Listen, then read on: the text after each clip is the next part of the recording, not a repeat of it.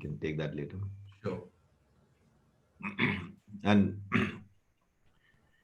we can we can also talk about any because my book is largely on J&K and such situations. So in interaction, if there are any usual queries or doubts, that's what is happening today. I can take that on You as can expand it a bit. well. Yes. So I think we should start. No, we have a fairly good number of people virtually online now. Yeah. So, namaskar, good evening. I welcome you all to the Shyama Prasad Mukherjee Research Foundation special talk by Lieutenant General Satish Dua, retired, on his book, which I think was released on Vijay Divas, sir, if I'm right. No, it was released a week before that. It was released on the 9th, actually. Yeah. And the book title is Untold Stories from the Indian Army, India's Brave Hearts. It's a kind of a very powerful expression in itself. So you can get the flavor by noting the title itself. Now, I don't think General Dua probably requires any introduction. Um, um, he's a highly decorated officer of the Indian Army and had a very distinguished career.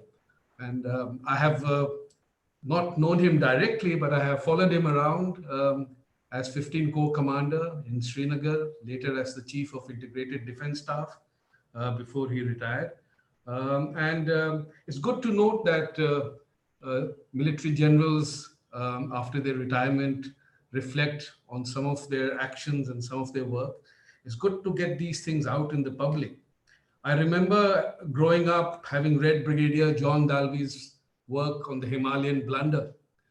Those were early days of knowing certain things about the military which we never got to know really. And as a university student, I recall reading with great interest General Harbakh Singh's book on the war dispatches, the 1971 war dispatches, which I think had created a bit of a furor because he had come out with a lot of operational details and maps. But apart from that, I think it's very important to get a certain perspective, a certain view of some of the important incidents. We don't get war these days, but there are lots of incidents that happen which the public need to know. And I think General Dua's effort to bring out certain things in the public so that it is recorded, I think it's very important to record events. We have to know and understand the history of war. We cannot really hide it in boxes and think it in terms of creating unnecessary controversies. I think history has to be known. And I think these efforts are very important. So, General Dua, many, many congratulations. I'm actually looking forward to reading it as soon as I can. And the floor is yours, 20 minutes, and then we'll have some discussions around it. General Dua. Thank you very much, Rotsina. And I would like to also thank the Shyama Prasad Mukherjee Research Foundation for giving me this opportunity, this platform. So, and I have been associated with this foundation on various counts and counting. So, to begin, good evening and Jai Hind, Namaskar to everyone. I I'm going to read out a small passage. I'll begin with that. I was once asked at a farewell event before my retirement what I considered was the biggest achievement of my career. I looked back at the time I'd spent in the army, thinking about the high points, from the now very famous surgical strike to the operational successes, awards and medals, promotions and placements. But it wasn't the wins that stood out as I replayed my career in my mind. It was the love and affection that I received from my soldiers, also my brother officers. A love that was almost like devotion.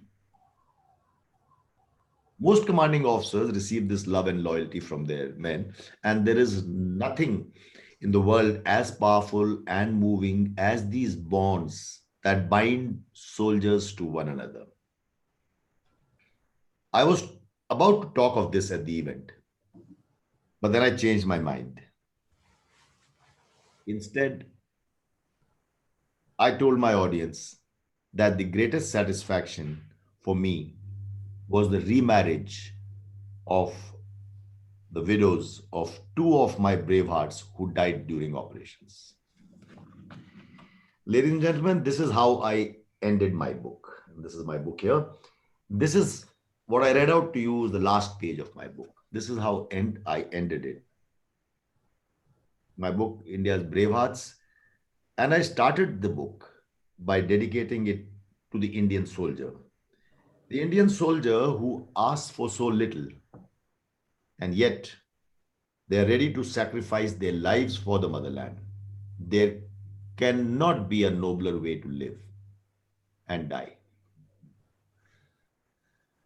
And as was introduced, I retired as a lieutenant general. But this book is not about great wars, strategies, relations between countries.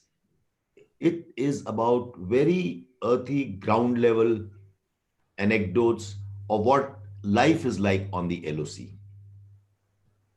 And it is also about the human side of it. It's not only bravery stories. And we will unravel that as we more and more as we go by. It's a collection of 12 stories, and which are all of which are my first-hand experiences, my first-hand accounts. I really thank God for letting me lead this life of a soldier. I've written about the brave of Indian Army, whether it's mounting that surgical strike or facing terrorist bullets, experiencing hardships and heartbreaks. I've written about their perils and pains on the LSE. I've also written about their triumphs. So this 12 real life stories bring out, like I said earlier, bring out the bonds of love and loyalty between officers and soldiers of Indian Army. I served for 39 years, 43 if you include the training. I've had my successes. I've had my share of failures or upsets in military operations. I've had close shaves and survived. While sadly, some of my comrades did not make it. I made a village of close friends. This is the story of that soldier. This is my story. Story also of an army officer who learned how to live and train and go into battle with soldiers, who learned how to plan operations in such a manner that innocent bystanders didn't get hurt, learned to lead troops boldly, take decisions when there were no clear directions, deal with emotions, hide one's own fears. Uh, Counter-terrorism as an operation is the trickiest operation. You have to get into the mind of the terrorists. There are no clear battle lines. There are no clear battle zones. This is our land. This is their land across the border, and we fight. And this is a mountain peak. We want to capture it. They are holding it. We dislodge them. This happens in Kargil. This happened in wars. This happens anywhere. This is our objective. So we have to capture our objective. There is no objective in counterterrorism. You get into the mind of the soldier. He occupies a space. You occupy that space. That means you have to dislodge him. There are innocent bystanders in that building that he's seeking shelter in, whether by design or by coercion. You have to dislodge him from the mind space of the youth whose mind he's occupying also. So I am very fond of using this sentence. In another publication, I've written an article by this name saying counterterrorism is the trickiest operation. It is like playing chess with live bullets. Okay, so now coming back to the matter, every infantry officer, I'm an infantry officer, every infantry officer aspires to command his own battalion. We grew up in one battalion. I am from 8th Battalion, the Jammu and Kashmir Light Infantry. We grew up in that battalion. I went there as a second lieutenant. I commanded the battalion as a colonel. After the colonel's rank, you keep getting promoted and you keep going. But then you cannot be commanding a battalion The younger people come up and they command. You go into higher appointments. You could, if you are promoted, you could command a brigade, then a division, become a general, do other bigger things, but you can never ever command your own battalion or any other battalion. But you are never removed from your battalion. I go to my battalion even now 3 or 4 times a year, wherever it is. Last year, my battalion was on the line of, till last year, it was on the line of control. Even after retirement, I've gone there twice on the line of control. So, battalion never grows out of you, but this is how our careers progress. So, I was saying, every infantry officer aspires to command his own battalion. Sometimes, the career progression, there may be 2 officers who get promoted around the same time. And or if somebody is commanding a battalion and he has just started commanding the battalion 6, 7, 8 months, 1 year ago, then the other one will have to go and command a Rashtriya Rifles battalion or Assam Rifles battalions or some other battalion. It works like that. So I was fortunate that I got the command of my own battalion. My battalion was deployed on the line of control just a month before I took over the command. Command tenure of 3 years, and my tenure in that LOC was also of the exact very same 3 years. So this is a collection of my stories, mostly from my commanding officers' days, of the risks that we took, about the lucky escapes, about extraordinary colleagues that we had, the unseen aspects of soldiers' life. I'll give you a few examples. From the rigorous training to outstanding hospitals. Let me give you a little flavor. For instance, in one chapter, I write about the life on LOC. How do we understand what is LOC? LOC is how we live on posts. What are posts? They are on mountain tops. A group of bunkers. What is a bunker? 6 by 8 feet. The roof is also just about 6 to 7 feet. It has loopholes that you poke your rifles and machine guns out to fire on the enemy. Day in and day out, there is ceasefire violations, firing and shelling. What is artillery shelling? Shells are used to destroy the bunkers. That apart, the terrain there, it is snowbound in winters, treacherous nalas, forested mountainsides. So in those areas, in these circumstances, you have to dominate the line of control. And the added issue as of last 3 decades is that Pakistan is sending in terrorists across the terrain, across the line of controls. And we also have to now get into a counter-infiltration grid. So I am talking about life on LOC, and I give a few anecdotes there. For instance, I have narrated that in early 80s, I was in North Kashmir in Kupwara. I was a captain. There was no issue of terrorism or terrorists getting across those days. There were very few instances, if any, of firing across the line of control. Things were comparatively peaceful. And the posts, sometimes the Pakistani post, Indian posts are so close to each other that you shout across to each other. So we shouted across Eid Mubarak to greet them on Eid. They gave us semaiya, Eid ki semaiya khai, and we had that. So on one extreme was those kind of incidents those days. And then I talk about an incident similarly over here in 99 when I was a commanding officer. I commanded from 1998 to 2001. This is an incident of 1999. Kargil war was on. This is on the line of control, but away from Kargil, my area. But it was very active those days during Kargil war. A similar situation where there were 2 posts there and our posts were 50 kilometers, I beg your pardon, 50 meters away from each other. I had to negotiate. I had to walk on the slope facing the enemy from one post to another. And where you are exposed to the enemy, what do? We dress up as locals.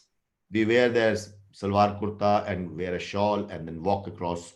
They will not fire at locals. There are fields in front. Farmers go. Shepherds take their cattle ahead. So they do not fire at the locals. They need their support after all when they infiltrate across. And but they shouted across to our post and said, "Your party is moving in front. Please tell them we are getting orders from our company commander that we'll have to open fire." Surprising, they did not open fire. They only said that they would open fire. And I told my post commander shouted across to me, said, "This is what they're saying." I said, "To tell them that no, our people are not there. They are the villagers only." He says, "Sir, I told them." And they've already said, "We also know that it is your commanding officer who's going." The LOC is very porous. I had been on post for a few days. In that spot, the LOC actually runs through a village. And they said, "Your commanding officer is there." Now look at the mind games. We are trying to dominate the LC aggressively. In the army, we call it LC, what is generally called as LOC outside. And I was in a bind. I did not know what to do. Do I sit down because they have threatened us? What will my soldiers think? What will the other side think? That they scared the commanding officer of this battalion? No, it is a very emotional. There was no victory. There was no objective. But I did not want to sit down. My party also did not want to sit down. So what do? I told the JCO to shout across this message, and he did. My post commander shouted across to that post, "Yes, our commanding officer and his party will walk across. If you open fire, if you fire at them, the first bullet will not get the commanding officer, is not likely to hit the commanding officer. But when you fire your first bullet, we will bring down such heavy fire on your post.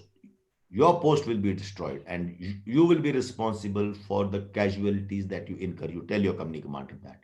And it was true. Their post, who shouted across, was just about 20 to 22 men, was very vulnerable because it was dominated by 3 of our posts. And several times we've had exchange of fire in the past where this post was destroyed with heavy casualties to them. We waited for about 5 to 7 minutes so that they could pass the message on telephone to the company commander, who was way in the rear. And after about 5 or 7 minutes, I remember telling my boys, "Dare ya chale?" And then they said, we walked across. Those 20 to 25 minutes that we walked across exposed to enemy fire till we reached the jungle line of forest, a line of trees, a forested area, was the longest half an hour that I have spent. Any moment we were scared that, well, and I thought to myself, what if we all are casualties? What if I lose some of my men? Eventually somebody would say, "Bada hero banne chala tha." You see, so it is at that moment what you do when you live on line of control. You are caught up in a very different dynamic. Similarly, I have narrated somewhere that in the very first encounter that we had after I had assumed the command of the battalion, I became the commanding officer. Within less than a month, we had our first encounter with terrorists. And while we neutralized those 3 terrorists, we lost an officer. First encounter, new commanding officer, we lose an officer who was leading from the front. His bravery apart, it shattered the morale of the battalion. Even I was feeling very low. But next morning, I realized that the boys, the soldiers, my soldiers are looking up to me for leadership. I pulled myself together. I spoke to them. I gave them a talk about how we did what we did in 1971, how our battalion executed the highest ever attack in the world at Siachen Glacier. We won a Paramveer Chakra. Bana Singh has a post named after him. our battalion did such great wonders, and we have a couple of battle honors of 1971. I exhorted them in the name of the valor that our forefathers had created. And then, soon enough, and we said, we will pay homage to this soldiers, this brave heart, by ensuring that we don't let any terrorists operate in this area. That's the soldiers' way to pay homage. In the next encounter we had, uh, just to give a lot of josh, I did not wear a bulletproof jacket. I did not wear a helmet. It was wrong. It is not supposed to be done. I was being foolish. I was acting braver than I felt. But it galvanized the troops. It got a different energy. They all, I said, no, I don't want to even carry a weapon. My boys will take care of my protection. And thereafter, there was no stopping them. We had such great operational successes in 3 years that we've set a record. My battalion had set a record in Northern Command. So when some of these risks that you take, I was trying to explain that it is so much different from a conventional war or battles. Some things you learn during training. Some things you learn intuitively, you learn on the job. Some things are your own style. But there are some things that you can never be trained for, that you can never be prepared for. Breaking news to the family is one such thing.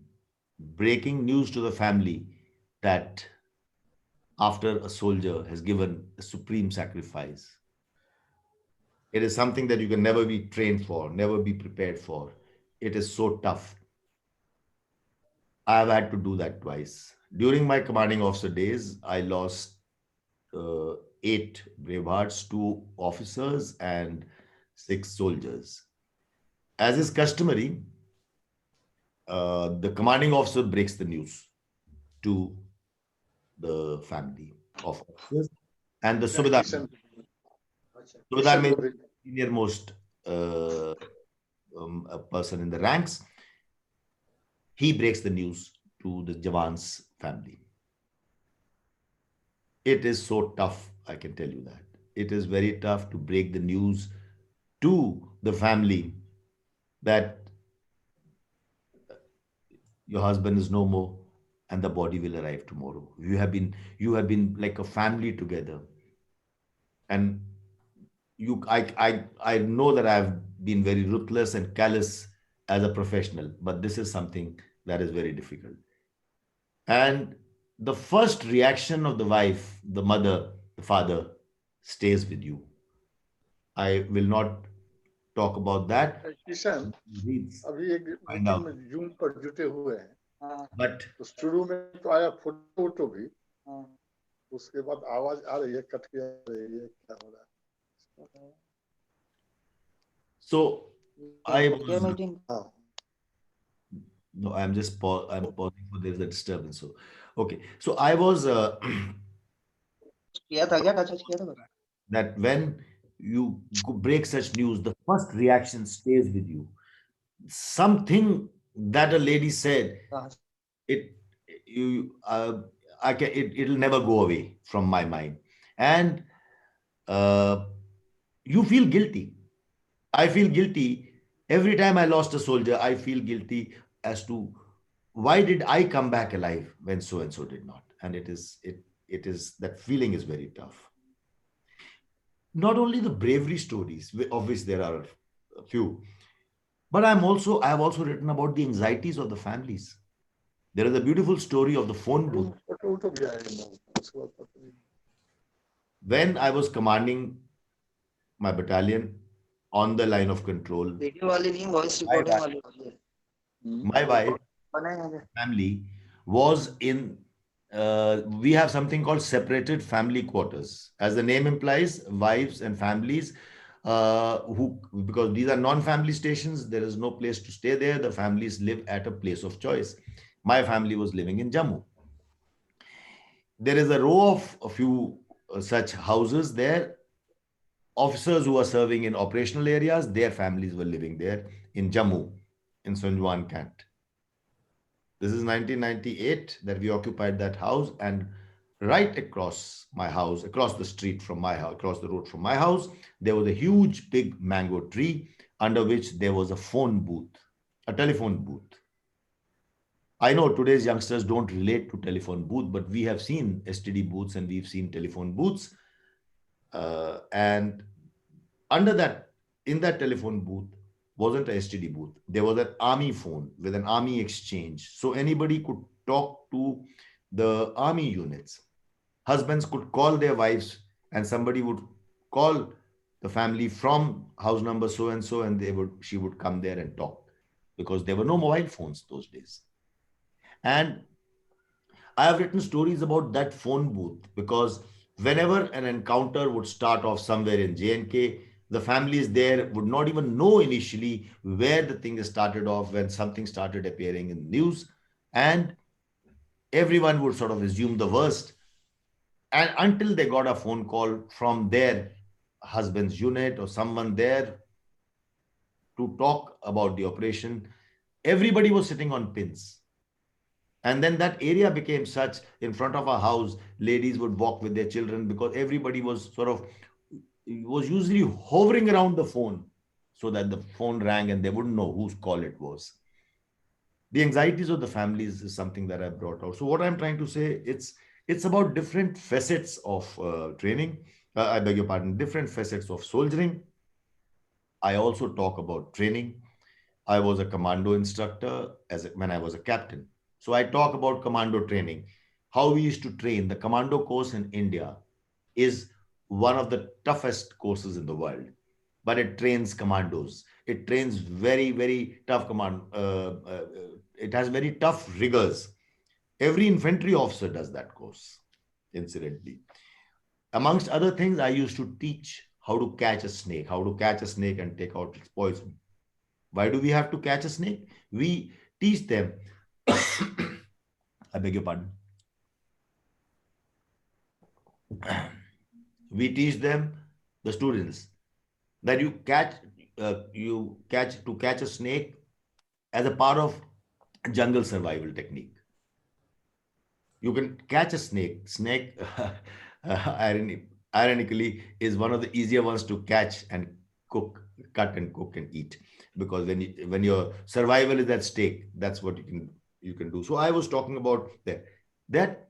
I was once giving a demonstration to a group of NCC students there, how to catch a snake.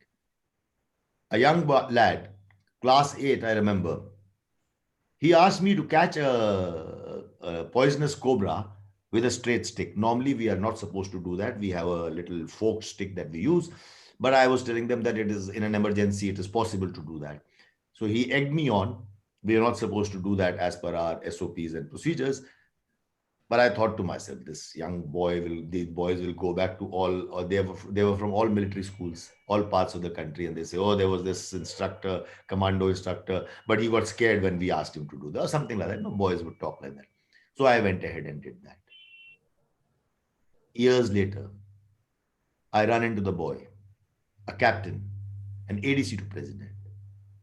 And he tells me how he was motivated. He said, now I realize I've done that course. I realize how foolish I was and how brave you were. So I am talking about such stories. And later, many years after this meeting of ours also, this brave heart sacrificed his life in an encounter with terrorists. He was awarded Shaurya Chakra posthumously. I have written about what all I have experienced, such stories. And I also learned, as a commanding officer, I learned life lessons, whether it was tactics or empathy. They made me emotionally sensitive, but they also made me ruthless. These experiences taught me how to put faith in my soldiers and in God, to recognize the power of positive thinking. Above all, when things seem uncertain, the path is unclear, how can one take a leap of faith with faith and confidence in your officers, in your men? Years later, when I was Corps Commander, in Kashmir, as was just introduced, Uri happened on my watch. The tragedy at Uri, the terrorist attack. I lost 18 young lives on my watch. It People talk of Uri as a movie which gives them josh. For me, it was a very dark day, a dark Sunday. 18 soldiers lost, and I would only say that the silver lining was that that very day, the leadership landed up in my office. And I was not happy about it. I have narrated that. I said, why should the defense minister want to come today? This is what I told the defense secretary when he called me up. I didn't want it. But that day, the army chief was there, the Northern Army commander was there, the defense minister was there, the entire chain. And what was decided that day, without divulging any operational details, what was discussed in my office amongst the four of us, I think it changed the way India responds. All along as an infantry officer, I've felt that Pakistan causes us hurt by sending in terrorists. We are not able to respond in equal measures. We are only then forced to be defensive. We are not able to,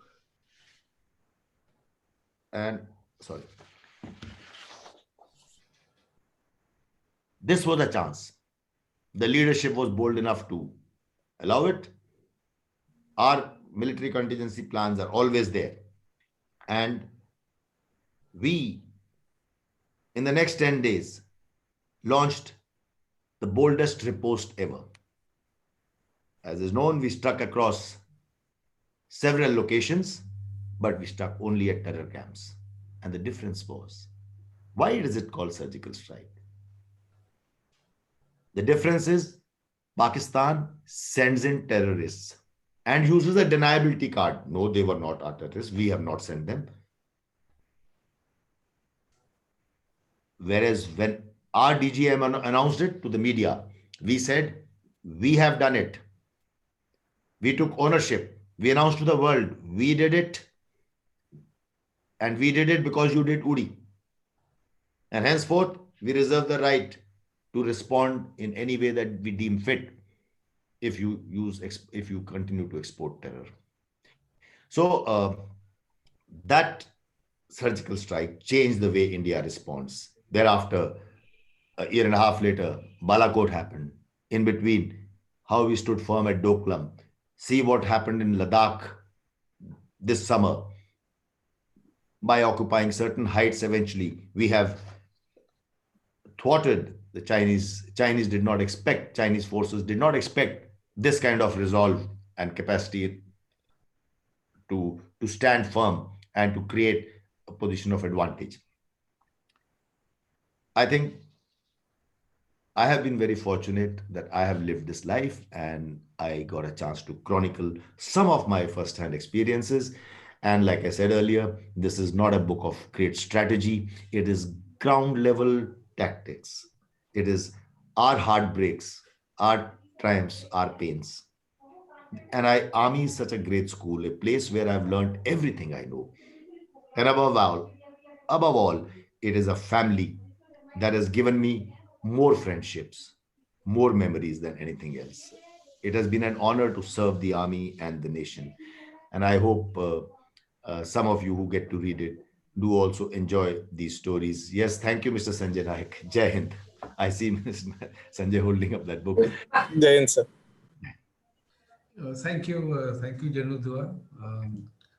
I think this is truly a unique book in a sense that it has a number of moving accounts. And as you said, the first impression that we get when a general writes a book is possibly about wars and strategies and tactics. But here's a book which is uniquely different. It talks about emotions. It talks about the living experiences, family anxiety, which General Dua has spoken about, something that we miss in the entire frame of military thinking and military operations. So I think it's a book definitely to be read, and I'm looking forward to reading it. But we have some time for questions, and I know there are a few people Sanjay ji, you would like to ask many questions you've written.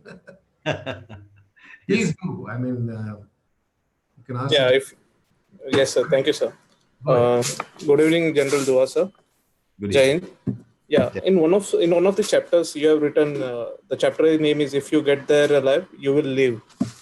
You have mentioned, how one time, a soldier was grievously injured, who was being evacuated from a chopper which had just arrived. You just try to motivate him that don't worry, you will be alive. You will get through. So I just wanted to ask you one question. Why can't we have a mobile hospital? Say, for example, a mobile bus, which will be which inside could be a operating table, makeshift operating table where we can stabilize the grievously injured soldiers. I remember during the after the kill after we got Burhan Wani, there was a mass scale of stone pelting, and in one area where encounter was taking place, the local residents had garroted the army evacuation vans where a major was injured.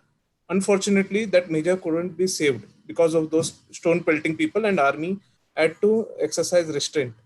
Why can't we have a mobile hospital on, say, a bus where we can stabilize the grievously injured soldiers so that we can save their lives, instead of taking them all the way to base camp or this Srinagar hospital, which is at Badami Back cantonment, as you mentioned in the book. Sanjay, your sentiment is laudable, and I understand that it is you have the good of soldiers at heart. Uh, Regrettably, that's not very feasible because while let me tell you, while we have specially fitted ambulances that give more care than just an ambulance which ferries patients, but we don't have mobile hospitals like you said in that sense because the terrain is very it is very extended terrain. It's very areas are very far, and secondly, most of our patients are evacuated in a helicopter. Mostly because they are coming from mountain peaks. They are actually coming from areas where if you come by road it will take one day. So our ALH, and I mentioned this also, if you will recall, in that only that we fitted the ALH, the advanced light helicopters, with all those facilities, with the surgeon on board every time we went to pick up a casualty, and with all the life-saving equipment on golden hour, as it is called, initial first hour after the after the injury or wounds have taken place. So we do have that. But this hospital that I'm talking about, 92 base hospital, is a hospital where this slogan, this credo is a difficult. What a credo. The credo is if you reach there alive, you will live. And this is not given by some marketing team of the hospital. This is something that the soldiers there say. The hospital does not say. The soldiers say, if you get there alive, you will live. And I remember once there were a lot of casualties coming in, and then I went in, and the second chopper that landed, there was a soldier. I just held his hand. He was being wheeled out on the stretcher. This is what Sanjay just referred to. I said, "Beta घबराना नहीं, अब तुम सब ठीक होगा." He said, "सब तो मैं पहुंच गया हूँ. अब तो जिएंगे भी और फिर से लड़ेंगे भी." He has that confidence. And 92 base hospital is such a great hospital. Everyone works selflessly. Everyone, and I brought out some other incidents in that story, that they get such a lot of cases, and it's all about gunshot wounds, grade injuries, landmine blast. Somebody's foot is amputated, somebody's leg is amputated, and I have written there how strange it is to hear when a doctor says, "Congratulations, you lost only your foot." I mean, it could be worse. So yes, that fills up soldiers with a lot of confidence. Yes, anyone else can simply raise the hand on the screen and we can have a question.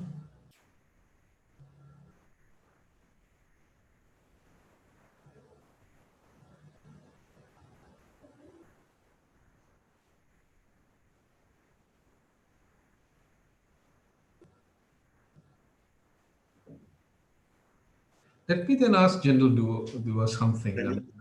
Sanjay is asking another question Another one. Okay, go ahead, Sanjay. since he has a book in his hand. Yeah, basically, in your book, and also now you mentioned as a CEO, the most difficult part is informing the family about the death of the loved one. What I have read about the US Army, in the US Army, normally a senior army officer visits the house, and suppose he reaches there late in the night, he waits till the morning, till the light comes up, and then they ring the bell, and then they break the news. You can see they give a lot of importance, uh, in empathizing with the family. Don't you think we also should follow that thing? Because giving death of a family member on a phone, and look at how US Army does. I believe they do it much better than us. That's what I feel. Why can't we do the same instead of, you know? It's a good question. I strongly take an objection to your last sentence. Sanjay, you said, I believe they do it much better than us. Now I will tell you. Please see a movie on Netflix. It's called Messenger. Okay. Okay. You are right that they go there personally. You are absolutely right. Who goes there? There is a separate unit which does this. So the incident takes place in Iraq or Afghanistan. Somebody who's posted in Washington or Memphis or Orlando goes to the house. They are professionals. So he is a corporal, a sergeant who goes. He has a standard line. Please see this movie. I think I have seen that. Yeah. Yes. I think I He have has a seen that. Yeah. standard line. And if you have seen that movie, Sanjay, I'm not, it is their system. I am not, because you asked me a question and you said it's much better than us. That's what I feel. That's what I feel. I'm coming to that. I'm just Yeah. trying to explain. It is good for you all to understand as to why India does what it does. Okay. Our family values, our community values are very different from the Western world. So now, here a man goes, like you rightly said, he waits, he puts a lot of emotion into it. But he reads out a standard line. If you remember in that movie, different people react differently. Somebody starts hitting him, somebody starts going into convulsions. But he is duty bound to read out that line. He just keeps reading out. Secretary of Defense asked me to say that we appreciate the service and words to that effect, etc. What do? We wait for the commanding officer. In fact, I remember when I was a brigadier general staff in 16 Corps, and one similar thing happened when I was Corps commander. A lot of people say, why is Army not announcing? And you also may have, if you caught the news sometimes, why is Army not announcing that so-and-so is died? Why do we hide casualties? Sir, we don't hide.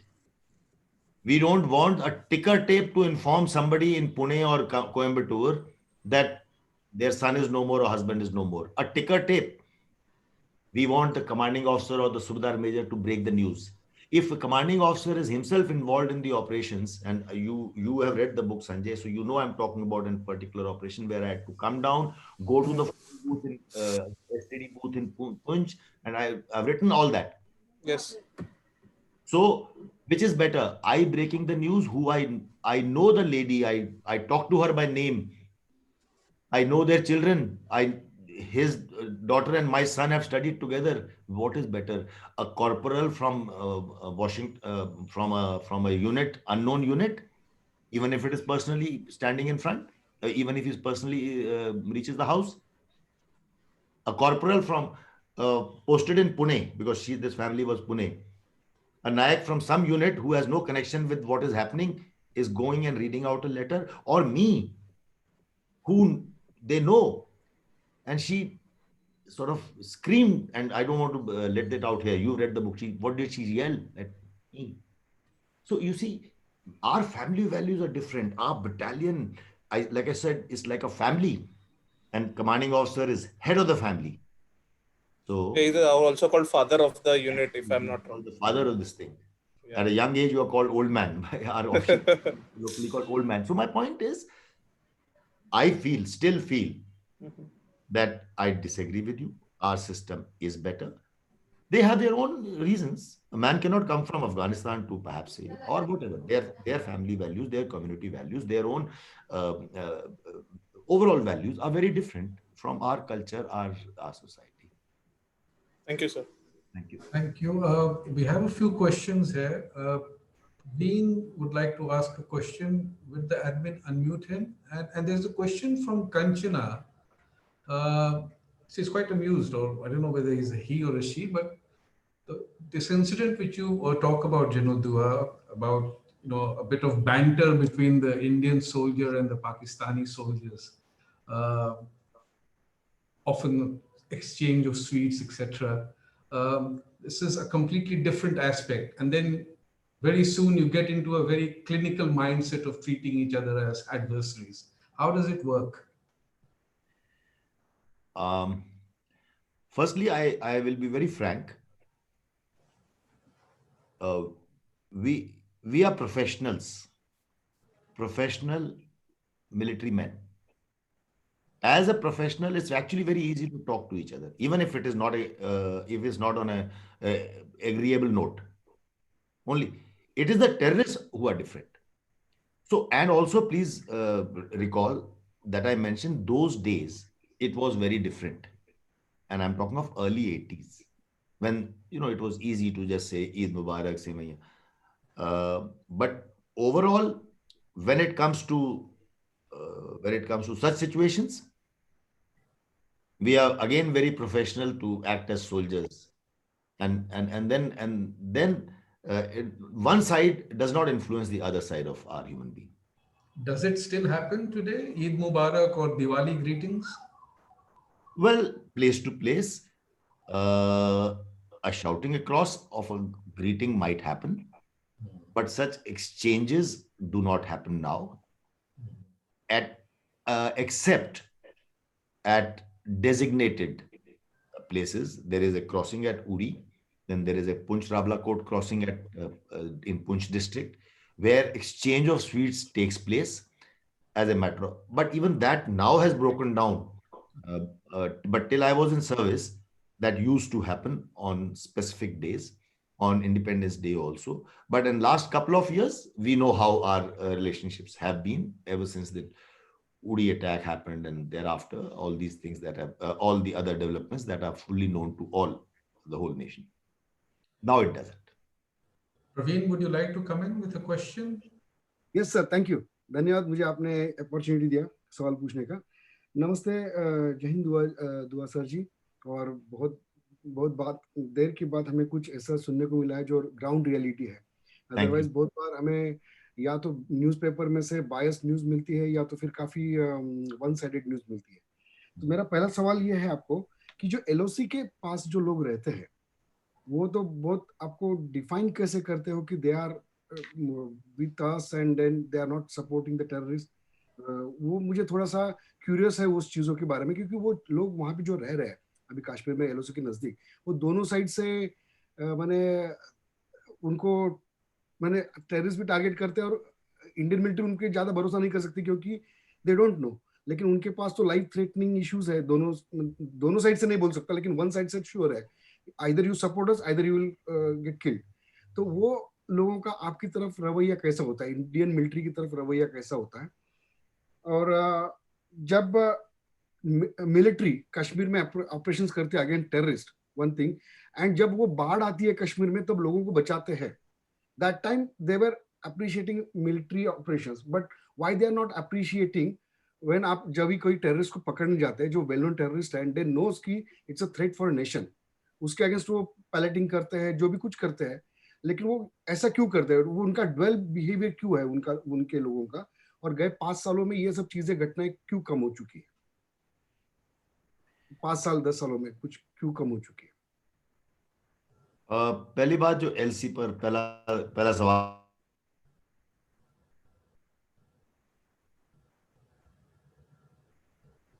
LC ऐसे इलाकों से गुजरती है जहां बसे हुए गांव हैं, खेत खलियान हैं, और वहां पे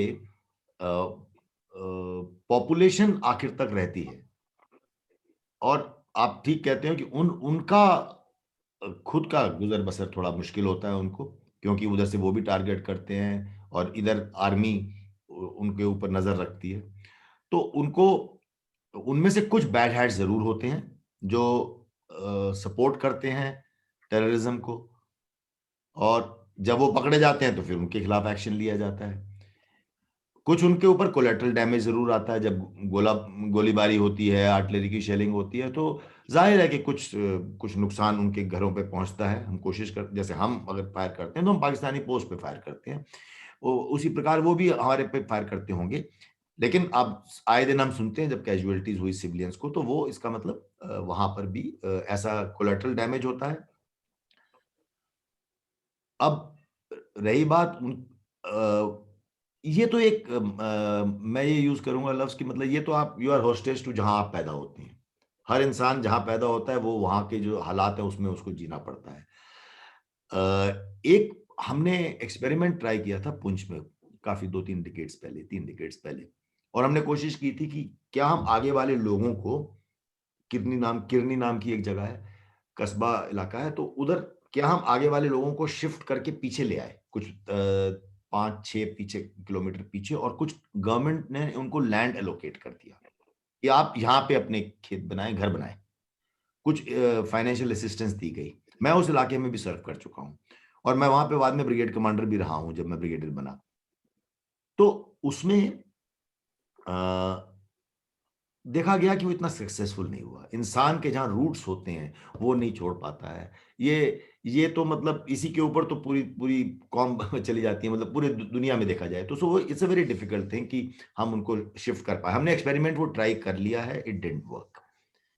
your second part of the question कि आप कह रहे थे अब पिछले 4-5 सालों में क्यों ये घटनाएं कम हुई हैं, चाहे वो स्टोन पेल्टिंग हो या जितना भी वो एंगर जो देखने को मिलता है।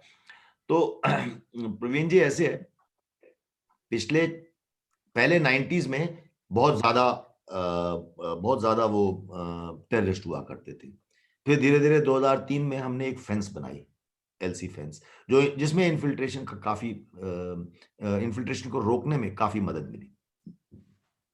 उसके बाद हमारी पकड़ ज्यादा मजबूत होती गई, हमारा ग्रिड रोबस्ट होता गया, और आज हालत यह है कि तकरीबन 200, थोड़े ज्यादा थोड़े कम, तकरीबन 200 के करीब टेररिस्ट वैली में ऑपरेट करते हैं। ये इंटेलिजेंस एजेंसीज का समन्वय से इतना पता लगता है। तो मेरा कहने का मतलब ये है कि कहां हजारों में थे, और अगर 200-250 की फिगर है, तो इतना सिक्योरिटी फोर्सेस का कंट्रोल अच्छा रोबस्ट हो चुका है एलसी पर और उसके पीछे के इलाके में। अब वो जीरो होने में टाइम लगता है, और इसके लिए बहुत कुछ करना पड़ता है, खाली सिक्योरिटी फोर्सेस नहीं कर सकती हैं। इसमें all organs of the government will have to come together. इसको रिजॉल्व करना एक पॉलिटिकल और एडमिनिस्ट्रेटिव इशू है। हम आर्मी सिक्योरिटी फोर्सेस सिर्फ वायलेंस को कंट्रोल कर सकती है, हम रिजॉल्व करने के लिए नहीं है इश्यूज को, और सब मिल के साथ चलेंगे तभी रिजॉल्व होगा। Thank you. Thank you. There are two questions on the list, and I think we'll take these two questions before we close the session. The first question is an interesting one.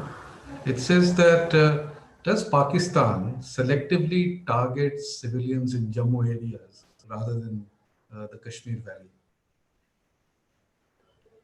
There have been instances, yes. There have been instances of certain areas in the Jammu region being targeted.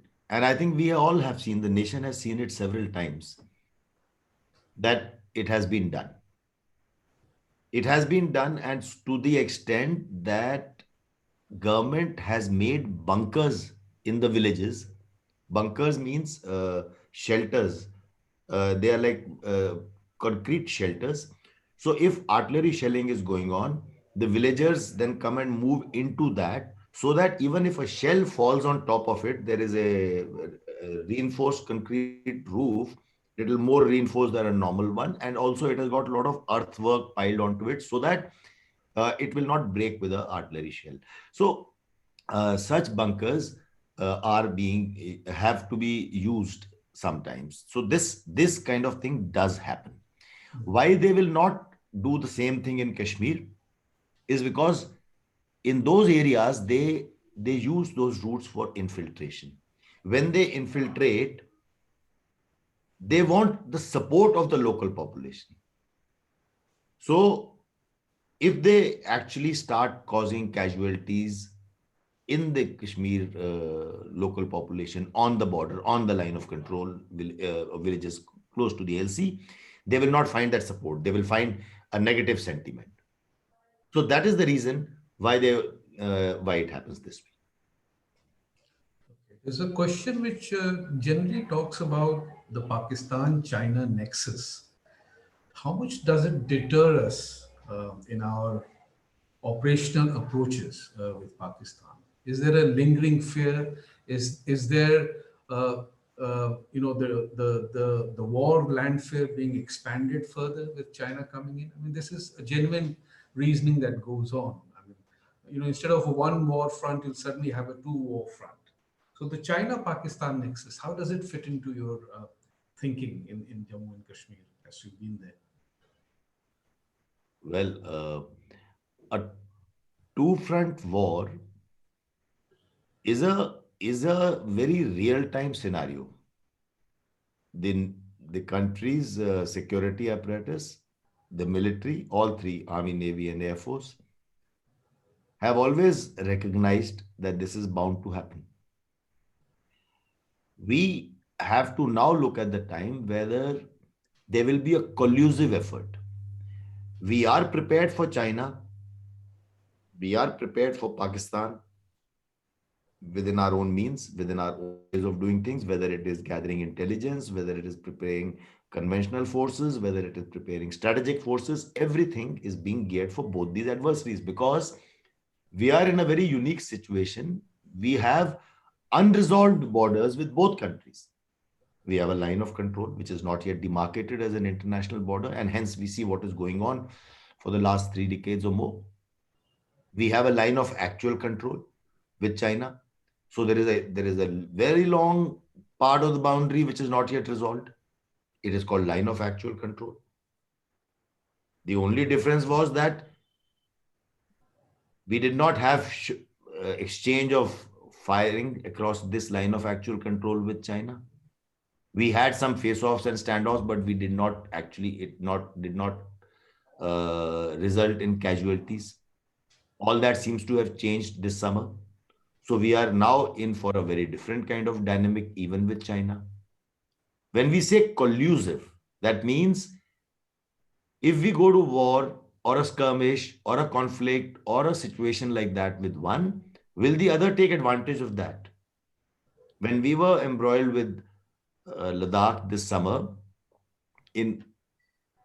at whatever scale we were, at several times, Pakistan started taking advantage of it and started shelling on the LOC. So Indian Army has to be prepared for both fronts. And we have to be prepared for both fronts simultaneously. And that is the two-front war. In fact, we always talk of 2.5 front because this proxy war, this terrorists to be used as force multipliers during such a situation is a bigger cause of concern. So to answer the last sentence on this, to answer squarely, the military-wise, we are prepared for it. Whatever we need more, we are moving towards that direction. But it is something, it's a reality, and the country has to recognize it. Good. Thank you. We'll take the last question. Dr. Lokesh, please come in. Unmute yourself. Or, all right. I just wanted to ask a simple question. Sir, I'm from academia. And, being in the university system, I see a lot of challenges which are equally challenging.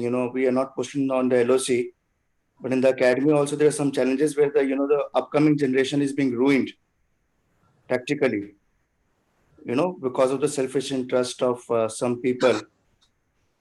So how to handle such a situation? Because I think the broad strategies which are involved on the LOC of managing the people managing the locals. I needed some guidance on that front as to how we can manage and stop, the further future generation from getting dismantled and the country getting ruined. Sir, I'm not very clear in my understanding of your question. Let me take a guess, and then you can please come in and correct me. You are talking about how in our the student body in the academia, also in the student body, how people are getting misled and how there are people who are speaking in the anti-national sentiment. Is that right? Precisely, exactly, sir. Yes. So, and I don't know whether you are referring to anything specific, but we have in the recent past seen such incidents. I'm going to take some names, but that's only to point out that we all know things that happened in I JNU. probably belong to one of the systems which we will be mentioning, sir. All right. So, so things that happened in JNU, things that happened in Jamia or a couple of other universities. I'll leave it at that. There are so the point is. I feel, and I will connect it to, I'm forgetting Praveen ji or somebody who asked me the question. I'm forgetting the name. I'm sorry. Something about how the crowd, Praveen Jagdale, I think, asked me that question where when the stone pelting takes place. If we combine these sort of situations, we realize that Pakistan has openly spoken about something called Zarb-e-Momin. They've spoken about how to bleed India with 1,000 cuts. Pakistan openly invests in creating that narrative so that he creates that, foments that the trouble for us from inside. And it is happening here. It happens even in south of India. Let me be very blunt about it. And unless we take charge of the narrative, this is the mind space of the youth that they're playing with, whether it is Kashmir or a university or any kind of agitation or trouble that is taking place. They want to get into that, and they'll be happy to cause unrest. And there is several times there has been proof of that. So we have, what do we do? And that's your question. What do we do? I think we need to ensure that our narrative is there. We don't put out our narrative. Our narrative has to also occupy the mind space of our youth. And in today's world, information warfare is something that countries are actually investing a lot to control the narrative, or at least put out your own narrative. If we are not doing it, we are bound to face such problems. And I'm really happy at your question, Dr. Jindal, because this is something that should concern all of us. Otherwise, we will only learn at our peril. Today, in today's world, there are professionals who can step into this. I remember reading, and I'm sure some of you would have read this statement, that Mark Zuckerberg is the unofficial, unelected president, or whatever the term has been used, of a great influence in the world. Imagine he is telling us, I will ensure impartial elections in this country. Who is he? But that's a reality. He underwrites elections. So if that is the way the narratives are going to be controlled, I think we all have to understand that there is a lot of work to be done. It cannot be just left to a few government agencies. I mean it. We are adopting a very silo-like approach to this very important thing that Dr. Jindal has raised. And I only hope that we don't learn at our peril. I hope I answered your question at least. Even if I didn't provide. Look forward to your mentorship, because the serious challenge I face as a teacher, it does not impact me, it's impacting the country. Yes. I'm concerned about it. Thank you. That's why I said it's a very good question.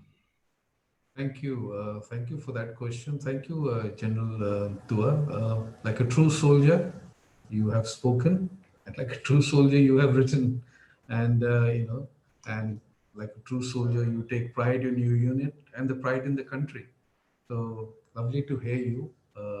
We have Dr. Anirban Ganguly, who's just joined in away in Calcutta, in Bengal rather. Anirban, Dr. Ganguly, would you like to come in? A few words to conclude? Hi, Dr. Sinha. Can you hear me? Ah, hello, hello. In a very different makeup. I am right now on my way back from the one of the most extreme Bengal. Mhm. So it's truly a very interesting experience to listen to General Dua from this part of the country. And I must say that this has been an extremely, and I've joined you. It's about an hour that I've joined. I'm happy that I could make it. And I want to really say that it's always an extremely inspiring feeling listening to Dua. A unique place for himself, the imagination of Indian youth, and his services in this country while out of service in that sense is undiminished. And this latest book that he has written is a shining example of that dedication that he has. And I'm extremely grateful that General Dua at once readily agreed. First, I think I can safely assert that among the three others, if I invited him, we have the honor to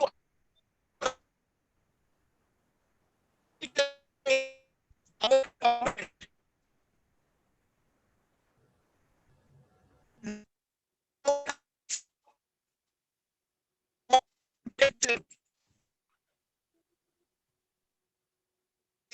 The Indian Army and its selfless soldiers and officers. So I would in a few words, I would just urge everyone who has joined here today, and yes, General Bhatia has made an extremely important point that it's a hands-on experience that General Dua really brings about.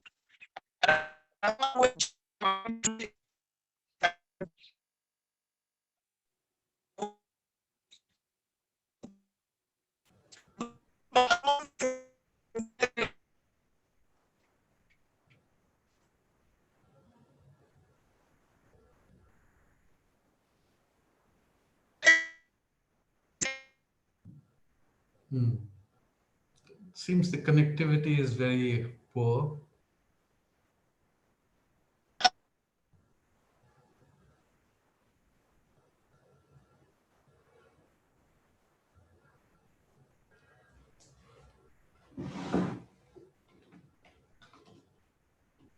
I think we've lost him. Anyway, but let me just, in the end, just thank General Dua once again for coming on board, bringing out some parts of the book, which has probably excited many to go and buy it and read it. I think the moving accounts, which probably you tell through the short stories, 12 such stories as you mentioned, is going to be a lovely read for many people. Also, simultaneously, it will be an inspiring thing as well to know the army, how it functions. They're not people from Mars. They're just like us. They have the emotions, they have the hurt, they have their fear. And I think all that binds them together with a certain objective and a certain approach. And I think that is something to take from the army. People ask me, what do you take from the army? What does the army give? I think these are some elements that shape you wherever you are, in whatever life, in whatever walk of life you are. I think there are elements from the army, the military in particular, that influences you and makes you a much more rounded person, I think. And that's what the army will always be. So thank you, General Dua. Thank you very much for coming. Anirban, we had lost you, but you can. Yes, thank you. And I'm glad that I could make it for a short while. There's a connectivity issue. Sure, sure. Yes, yes, yes. Okay. Thank you all. Thank you very much. Thank you so much. Thank you, Anirban, Dr. Anirban Ganguly. Thank you, General Dua. Uh, thank you for giving me this opportunity, and thank you, Sina, for a very well conducted event. And Jai Hind, everybody. Thank you. How can we get a copy of Jai the Hind. book? Sir, Jai Hind. How can we get a copy of the book? It is available on all online Amazon. Please buy it on Amazon. Please buy it on Amazon. Buy, gift, spread, and disseminate as many copies as you can. Right. Thank you, sir. Thank you. Jai Hind. Jai Hind.